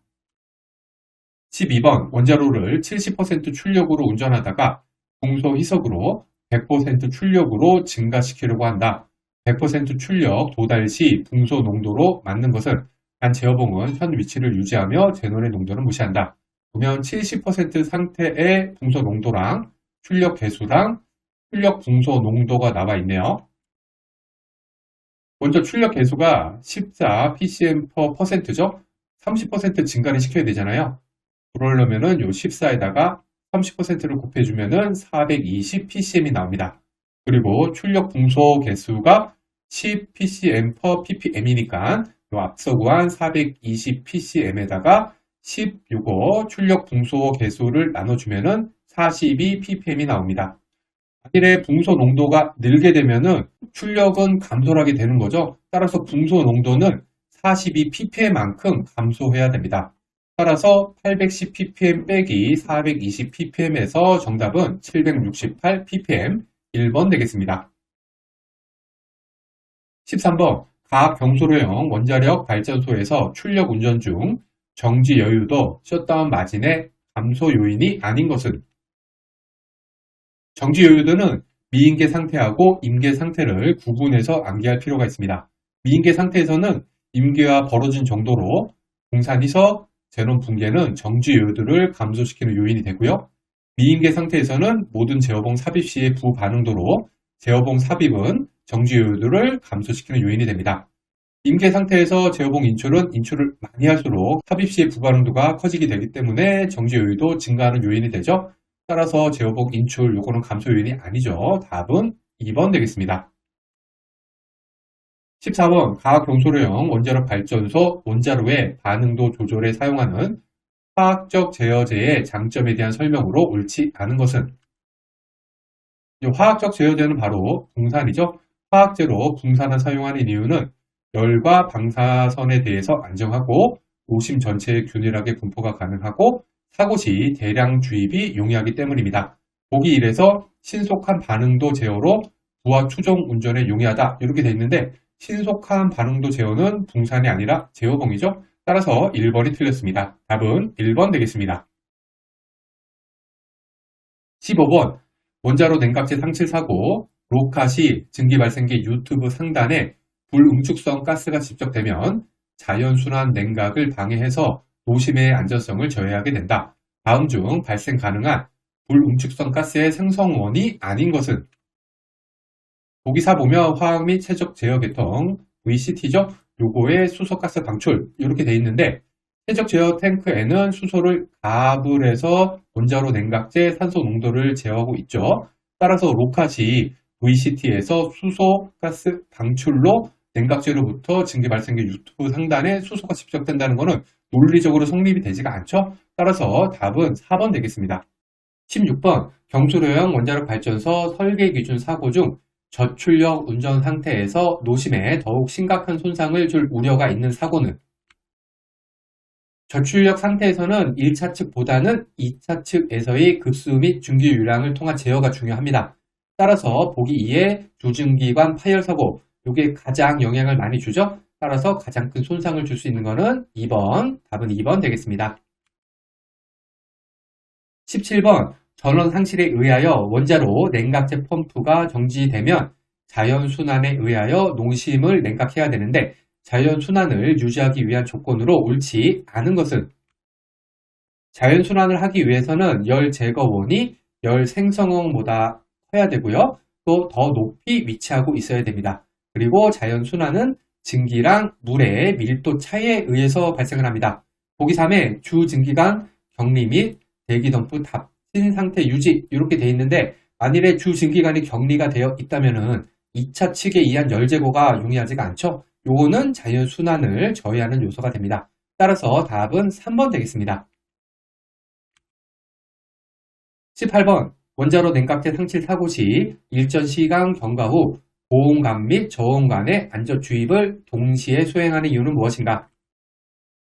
이 부분은 제가 좀 많이 찾아봤는데 딱히 논리적인 성명 자료를 찾기가 좀 어렵습니다. 그냥 이렇게 보온관과 저온관의 안전 주입 동시에 하는 이유는 보기 3, 노심 상부 봉산 직접 발생 가능성 방지, 이렇게 암기해야 되는 걸로 보이는데요. 혹시 알고 계신 분이 있으면 댓글로 설명 부탁드립니다. 19번, 아래에서 설명하고 있는 발전소 과도 상태로 맞는 것은? 일단 중대사고하고 설계 기준 사고 구분해서 암기해야 됩니다. 중대사고, 시비어 액시던트는 설계 기준 사고를 초과해서 노심 손상을 야기하는 사고고, 노심 용융 사고를 통칭합니다. 가중사고에 의해서 발생을 해서 발생 확률이 매우 낮습니다. 이에 반해서 설계 기준 사고, 디자인 베이시스 액시던트, DBA죠. 요거는 공학적 안전 설비의 설계 기준으로 설정되는 가상 사고고요. 발전소 개통 기기 및 구조물을 설계하는데 이미 고려된 사고로 발생을 하더라도 해결료 손상이나 방사성 물질의 유출을 제한치 이내로 유지할 수 있는 사고입니다. 따라서 각 원자력 시설에서 발생 가능성이 희박한 사고에 대해서도 공중의 안전보호 목적으로 사고의 안전 수습이 가능하도록 구조 개통 기기를 설계하는데 이와 같은 설계를 위해 상정된 일련의 사고, 연료 손상 및 방사성 물질에 의한 영향이 제한치 이내인 사고, 요거는 설계 기준 사고에 대한 설명이죠. 답은 2번 되겠습니다. 20번, 중대사고 정책에 대한 기관별 정책 이행 사항으로 원자력 사업자 한손 되겠네요. 한손이 이행해야 할 사항이 아닌 것은? 보기 3에 중대사고 관리 전략, 조직, 지침서 등을 포함한 사고관리 계획 수립 및 이행, 이렇게 되어 있는데 이 중에서 중대사고 정책 이행을 위해 필요한 세부 지침서 개발은 원자력 사업자가 아니라 규제기관 업무에 해당이 됩니다. 따라서 3번이 틀렸습니다. 1번, 다음에 대한 설명으로 옳지 않은 것은? 이 문제를 풀기 위해서는 규제 배제, 규제 면제, 규제 해제를 구분해서 암기를 해야 됩니다. 규제 배제는 피폭을 관리할 수 없어서 규제 대상에서 제외시키는 것으로 우주선, 대부분의 천연 방사성 물질, 체내의 K40 등이 해당이 됩니다. 규제 면제는 피폭이 미치는 위험이 무시할 정도로 작기 때문에 아예 규제를 하지 않는 것입니다. 마지막으로 제일 중요한 규제 해제는 규제 대상이던 선언 또는 행위를 규제 대상에서 제외시키는 것입니다. 보기 3에 규제 배제는 정상 또는 이상 상황에서 행위로 인한 위험, 즉 선량이 극히 사소한 경우에 해당된다. 요거는 규제 배제가 아니라 규제 면제에 대한 내용이죠. 따라서 답은 3번 되겠습니다. 2번, 다음에 대한 설명으로 옳지 않은 것은? 먼저 확률적 영향 살펴보겠습니다. 확률적 영향은 선량에 비례해서 위험률이 증가하는 것이고요. 암, 백혈병, 수면 단축, 유전 등이 있습니다. 이 중에서 백혈병은 잠복기를 거친 후 발생을 하고요. 연령에 따라서 발생 빈도가 증가하다가 정점을 찍고 감소하게 됩니다. 이에 반해서 결정적 영향은 문턱값을 넘으면 발발하고 선량에 비례해서 심각도가 증가합니다. 백혈구 감소, 백내장, 피부 홍반, 갑상선 기능 저하 등이 있고요. 이 중에서 문턱값이 최소인 것은 백혈구 감소가 되겠습니다. 방사선 감소성 같은 경우에는 연령이 어릴수록 높지만 노인 같은 경우에는 방사성 감수성이 다시 증가합니다. 그런데 보기 2의 방사성 감수성은 인간의 경우 연령이 증가할수록 계속 감소한다. 이렇게 되어 있는데 이거 틀렸죠? 답은 2번 되겠습니다. 3번 다음에 대한 설명으로 옳지 않은 것은 앞에서 살펴본 확률적 영향이랑 결정적 영향 다시 보면 확률적 영향은 혈량에 비례해서 발생 확률이 증가하는 거고요. 결정적 영향은 혈량에 비례해서 심각도가 증가하는 것입니다. 일단 보기 1에서 폐하의 지능 저하는 1시버트당 IQ 30 정도로 알려졌고 확률적 영향의 특성을 갖고 있다. 이렇게 되어 있는데 폐하의 지능 저하는 결정적 영향이거든요. 따라서 1번은 틀렸습니다. 그리고 요거 모른다고 하더라도 1시버트당 30점 저하 이거는 뭔 얘기냐면 혈량에 비례해서 심각도가 증가하는 결정론적 영향에 대한 설명이죠. 그런데 뒤에는 확률적 영향 이렇게 되어 있으니까 앞뒤가 맞지 않아서 1번이 옳지 않은 것을 알 수 있습니다. 답은 1번 되겠습니다. 참고로 보기 3에 배가설량 나와 있는데 자연적 돌연변이 발생과 동일한 유발률을 나타내는 설량이다. 이렇게 되어 있잖아요. 이 배가설량은 자연 돌연변이 발생률이 2배가 되는 방사설량으로 약 1g가 됩니다. 요거는 자연 상태의 돌연변이 발생률 더하기 피폭으로 인한 돌연변이 발생률이 자연 상태의 2배가 돼야 되기 때문에 요거 2개가 같아야 되는 거잖아요. 따라서 자연적 돌연변이 발생과 동일한 유발률을 보여야지 2배가 되는 게 맞죠. 따라서 3번은 맞는 얘기가 되겠습니다.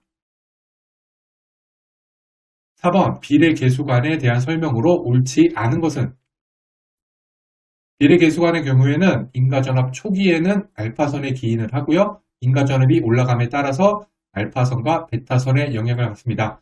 보기 2의 저전압 영역 플래토 같은 경우에 알파선과 베타선에 기인한다. 아니죠. 전압이 올라가야지 2개죠. 따라서 2번이 틀렸습니다. 참고로 4번 보면은 P10 가스가 많이 사용된다. 이런 내용이 있는데 비례계수관의 계수형 가스는 P10 가스, 아르곤을 사용을 하고요. 지행 계수관의 계수형 가스가 Q가스, 헬륨을 사용을 합니다. 물간 시간은 비례계수관은 수 마이크로 시버트, 수백 마이크로 세크입니다. 5번 다음에 대한 설명으로 옳지 않은 것은 여기 보기 1 같은 경우에 가장 중요한 핵종 중 하나는 뭐뭐이다 라고 되어 있는데 핵종이 안 나와 있잖아요. 제가 확보한 자료에는 핵종이 나와 있지 않습니다. 혹시 요거 핵종 나와 있는 문제 있으신 분은 핵종이 무엇인지 댓글로 알려주시기 바랍니다. 일단 예탁설량을 알아야 되는데요. 일단 문제를 풀기 위해서는 예탁설량을 알아야 되는데 예탁설량은 방사능 섭취 후 체내에 존재하는 방사성 핵종에 의해서 일정 기간 동안 받게 될 총 설량인데 성인은 50년, 아동은 70년입니다. 그리고 이 예탁설량은 내부 피폭 평가용으로 활용이 됩니다.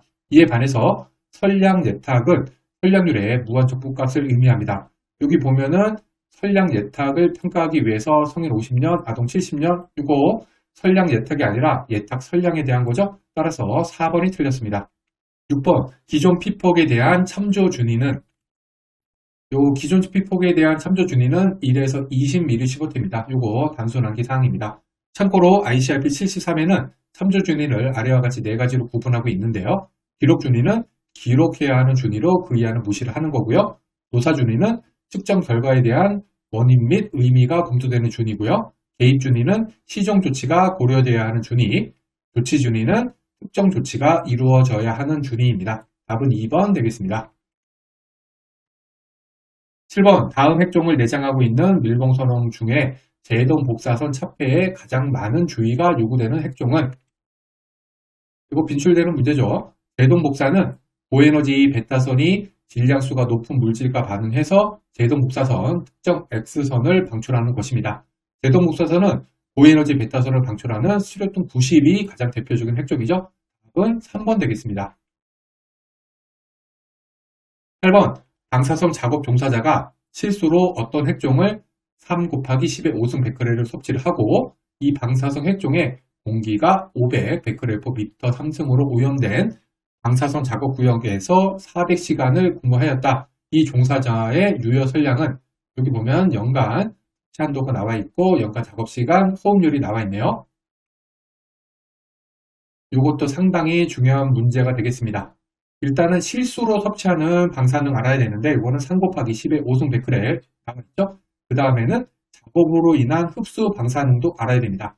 보면은 작업 환경이 500 베크렐/m 상승, 여기다가 호흡률이 1.2, 그리고 400시간 근무했으니까 각각을 곱해주면은 작업으로 섭취한 방사능이 2.4 곱하기 10의 5승 베크렐이 돼서 총 섭취한 방사능은 실수로 섭취한 거 더하기 작업으로 섭취한 거 2개 더해주면은 5.4 곱하기 10의 5승 베크렐이 됩니다. 그리고 여기 연간 섭취한도 6 곱하기 10의 5승 베크렐, 요거의 의미는 뭐냐면은 연간 피폭 설량이 20ml/S가 되는 섭취량입니다. 따라서 유효 설량은 20ml/S에다가 앞서 계산한 5.4 곱하기 10의 5승을 연간 섭취한도 6 곱하기 10의 5승으로 나눠주면은 계산해주면은 18ml/S. 답은 4번 되겠습니다. 9번 다음 괄호 안에 알맞은 것은 입자형 방사선액정 배기관리 설비에 사용되는 고성능 헤파 필터는 얼마 마이크로미터 크기 입자에 대해서 99.97% 재고율을 가진 필터를 의미한다. 이 문제도 단순 암기사항입니다. 답은 0.3 마이크로미터가 되겠고요. 참고로 최근 20년에 이 문제는 요거 한 문제 나왔습니다. 10번 다음 중 베타선이 물질 중에서 에너지 손실에 가장 크게 기여하는 특정은? 베타선 같은 경우에는 궤도 존재하고 반응을 해서 물질을 여기 또는 전리시킵니다. 따라서 보기 3이나 4 중에 답이 있는데요. 이 중에서 비탄성 충돌이 더 많은 에너지를 전달하죠. 따라서 손실이 더 큽니다. 답은 4번 되겠습니다. 11번 다음 중 중성자와 물질과의 상호 반응에 대한 설명으로 옳지 않은 것은? 보기 4에서 중성자와 원자핵이 충돌할 경우 때때로 N2N하고 N3N 반응이 일어날 수 있으며 이때 이러한 반응은 발열 반응이다 이렇게 되어 있는데 중성자하고 원자핵 충돌 시에는 흡열 반응하고 발열 반응 둘 다 가능해서 4번은 틀렸습니다. 즉 보기 3의 중성자는 흡수 반응의 결과로 양성자나 알파 입자 등의 하전 입자를 방출할 수 있는데 이때 이러한 반응은 발열 반응일 수도 있고 흡열 반응일 수도 있다. 이게 정확한 설명 되겠습니다. 12번 다음 설명 중 옳은 것은? 커마랑 흡수 설량은 식을 한번 외워줘야지 되는데요. 커마는 입사된 에너지에서 제동 복사 및 쌍정자 생성으로 빠져나온 에너지를 빼주고 질량으로 나눠주면 되고요. 흡수 설량은 거기에다가 제동 복사 및 쌍정자 생성을 제외한 빠져나온 에너지까지 추가로 빼준 다음에 질량으로 나눠주면 됩니다. 따라서 커마가 흡수 설량보다 제동 복사 및 쌍정자 생성을 제외한 빠져나온 에너지만큼이 더 크게 되는 거죠. 보기 1의 1메모의 광자가 물 팬텀에 입사한 경우의 표면 설량은 커마보다 흡수 설량이 더 크다. 이거 아니죠. 커마가 더 크죠. 따라서 1번은 틀렸습니다.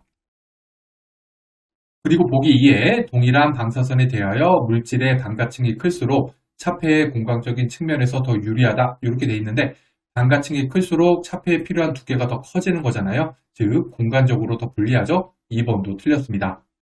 보기 4에 반도체 검출기의 경우 저에너지 감마선 영역에서는 4층으로 인해 계측 효율이 높아진다. 이렇게 돼 있는데 4층은 반도체 검출기에서 방사선 조사 시 약간의 흡수가 일어나는 층으로 불감층에 해당이 됩니다. 따라서 효율이 저해되는 요인이죠. 따라서 4번도 틀렸습니다. 보기 3에 두 가지 종류의 차폐체로 감마선을 차폐할 경우에 이 충돌 선 속의 지수 감쇄는 차폐체 순서와 무관하다. 이렇게 돼 있는데 차폐 대상 방사선이 감마선이 되면은 차폐 순서와 무관하죠. 따라서 정답은 3번 되겠습니다. 13번 기체 유입형 비례 계수관을 이용하여 알파선과 베타선을 측정할 때 다음 설명으로 옳은 것은? 비례 영역 같은 경우에는 에너지 분해능이 있기 때문에 에너지 측정이 가능합니다. 가의 방사선 측정뿐만 아니라 방사선의 에너지 측정도 가능하다. 이건 옳죠. 그리고 알파선이랑 베타선 모두 인가 전압 증가 시 출력 펄스는 증가를 하지만 방사선 자체의 에너지 증가로 펄스가 증가하는 것은 둘 중에서는 알파선뿐입니다. 따라서 알파선의 경우 에너지가 증가함에 따라서 계측기의 펄스도 증가한다. 이건 옳지만 베타선의 경우 에너지가 증가함에 따라서 계측기의 펄스도 증가한다. 이거는 틀렸죠. 따라서 옳은 거는 가하고 1번 되겠습니다. 14번, 1 내부의 감마선이 성강체에 모든 에너지를 전달하고 평균 450나노미터의 파장을 가진 2000개의 섬광 광자를 생성하였을 때 성강체의 성광 효율은 성광 강자 한 개의 에너지는 hc 나누기 람다, 이때 h 플라크 상수 여기 나와 있죠. 그 다음에 c 광속 나와 있죠. 따라서 두 개 적용을 해주고요. 그 다음에 파장 람다가 여기 450나노미터 이거 단위 환산해서 써주면은 에너지는 4.4 곱하기 10의 마이너스 19승 줄이 되고요. 요게 2만 개가 있잖아요. 그래서 여기에다가 2만 개를 곱해주면은 8.8 곱하기 10의 마이너스 15승 줄이 나옵니다. 그 다음 에너지가 1 내부 요거 단위 환산을 시켜주면은 1.6 곱하기 10의 마이너스 13승 줄이 나옵니다. 성광 효율은 감마선이 생성한 광자 에너지 나누기 감마선 에너지가 되기 때문에 또 구한 거 요거 나누기 요거 해주게 되면은 5.5%가 나와서 답은 2번 되겠습니다. 15번 문제가 여기 나와 있는데요. 요거 같은 경우에는 정확한 풀이 확보되는 대로 추후 업데이트 하도록 하겠습니다. 답은 2번이라고 합니다. 16번 다음 중 천연 방사성 핵종에 대한 설명으로 옳지 않은 것은? 요거 자연분계 계열에 대해서 알아봐야 되는데요. 엔트라고 외우죠. A는 액티늄 계열, U는 우라늄 계열, N은 넵튠륨 계열, 그 다음에 T는 토리움 계열이 되고요. 질량수가 각각 4n 플러스 3, 4n 플러스 2, 4n 플러스 1, 4n 이런 순서로 되고요.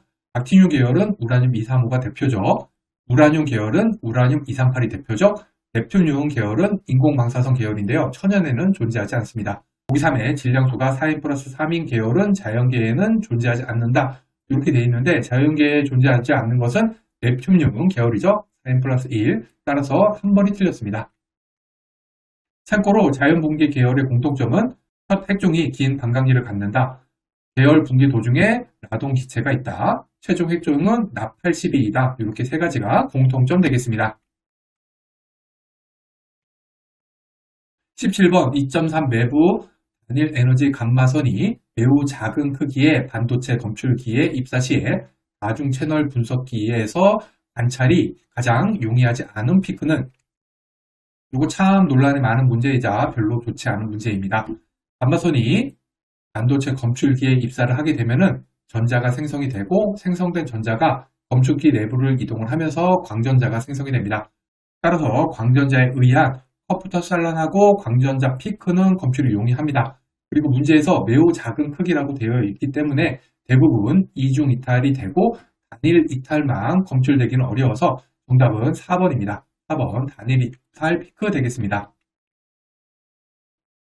18번 다음 중 알파선 측정에 적합한 방사성 측정기로 올바르게 짝지어진 것은? 이거 알파선 측정에 적합한 검출기 이거 외워줘야지 됩니다. GNS 그 다음에 CR39가 알파선의 측정에 용이하고요. NaI 소듐 아이오다인 요거랑 세슘 아이오다인 CSI 같은 경우가 감마선 측정에 용이, 그 다음에 저순도 저마늄 반도체 검출기죠. HPG 요것도 감마선 측정에 용이합니다. 답은 2번 되겠습니다. 19번 흡수술량이 같은 체내 피폭의 경우 등가설량이 가장 큰 핵종은? 등가설량은 방사선 가중치에다가 흡수설량을 곱해주면 되는데 문제에서 흡수설량이 같다고 했기 때문에 방사선 가중치가 큰 핵종을 찾으면 되죠. 알파선은 20, 양성자가 2, 베타선이 1, 감마선이 1. 그래서 알파선 박출 핵종을 찾으면 됩니다. 이 중에서 알파선 백중 핵종은 4번이 되겠고요. 여기 핵종별 방출 방사선 조율 핵종 정리해도 있으니까 참고하시기 바랍니다. 참고로 크리톤 85 같은 경우에는 반감기가 10.7년으로 베타선 방출 핵종이 되겠습니다. 20번 제형계수가 가장 큰 10인 액체 폐기물 배수관리 설비가 10개가 직렬로 연결되어 있을 때 전체 설비의 방사선 폐기물 제거 효율은 얼마인가? 만일에 설비가 한 개만 있다면 제형계수가 10인 거죠. 그러면 제거 효율은 1 빼기 1 나누기 제형계수가 돼서 90%가 되고요. 10개가 연결이 되어 있다면 전체 제형계수는 제형계수의 곱이기 때문에 1 빼기 1 나누기 10 곱하기 10 해줘서 99%가 돼서 답은 3번 되겠습니다.